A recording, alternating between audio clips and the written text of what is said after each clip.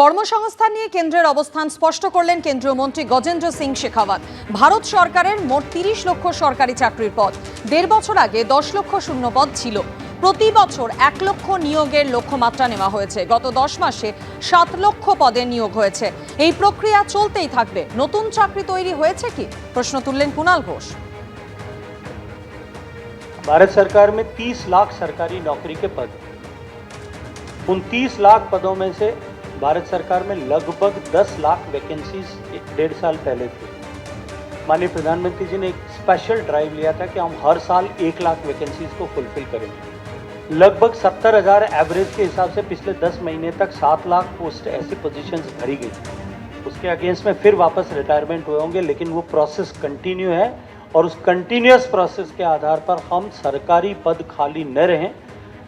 Rotation में कुछ पद आते हैं, भर्ती प्रक्रियाएं चलती है, भर्ती का प्रक्रियाएं कुछ थोड़ा डिले भी होती हैं, अलग अलग एजेंसीज सरकारी भर्तियां करती हैं, लेकिन ऐसे पद खाली न रहे, इस कमिटमेंट के साथ में प्रधानमंत्री रोजगार ड्राइव जो है, special drive, it is continue and it is going to be continue.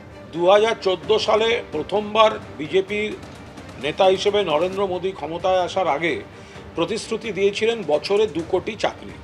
যদি বছরে 2 কোটি চাকরি হয় তাহলে 10 বছরে 20 কোটি চাকরি নিশ্চয়ই তারা তৈরি করেছেন।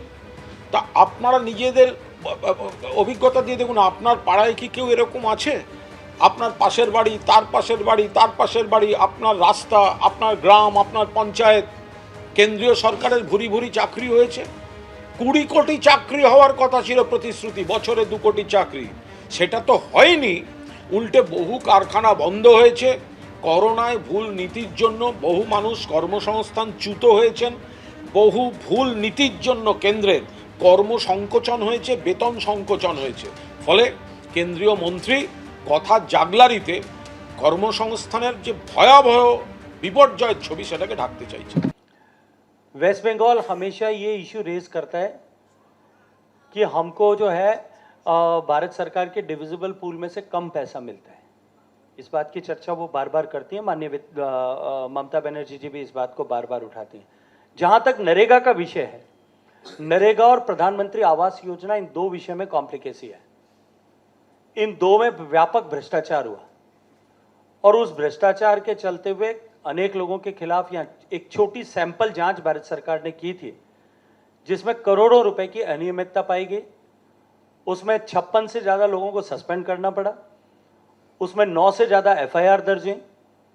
उसमें अनेक अधिकारियों के खिलाफ जो है डिपार्टमेंटल इंक्वायरीज इनिशिएट हुई हैं और उसमें 44 करोड़ की रिकवरी जो है एक सैंपल सर्वे में, कुछ 5, 6, 7 पंचायतों के सैंपल सर्वे में ये पाया गया। जनता की, आपकी, मेरी, सबकी टैक्स की कमाई के पैसे का सदुपयोग हो, वो तोलाबाजी में खर्च न हो, वो भ्रष्टाचार की भेंट न चढ़े। सरकार के संसाधनों के कस्टोडियन के रूप में सरकार को जनता के पैसे का सदुपयोग हो, इसके लिए इस तरह के प्रतिबंध लगाना चाहिए या नहीं, ये प्रश्न मैं आपसे करता हूँ। মিথ্যাচার করছেন।